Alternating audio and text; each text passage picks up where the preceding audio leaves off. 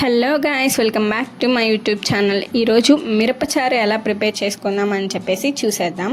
First మనం చల్లార్చుకున్న పాలు తీసుకొని దాంట్లోకి మనకు ఎంత సరిపడుతుందో అంత ఉప్పు వేసుకొని అండ్ పచ్చిమిరపకాయలు, ఉల్లిపాయలు అండ్ వెల్లుల్లిపాయలు మొత్తం తీసుకొని నీట్గా పీల్ చేసుకొని వాష్ చేసుకొని స్మాల్ పీసెస్గా కట్ చేసుకోవాలి.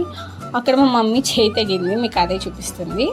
అండ్ నీట్గా ఎంత మనం ఉల్లిపాయలు వేసుకుంటే మనకు అంత టేస్ట్ వచ్చేసిద్ది. అవి నీట్గా ఒక్కోటి యాడ్ చేసుకొని మనం మిక్స్ చేసుకోవాలి. ఏంటి అవే తీసుకోవాలా అని అంటే మనం ఎండుమిరపకాయలు కూడా తీసుకోవచ్చు, అది మీ ఇష్టం, మీ స్పైస్కి తగ్గట్టుగా వేసుకోండి. ఎండుమిరపకాయలతో ఎలా చేసుకోవాలన్నది కూడా మీకు చూపిస్తాను.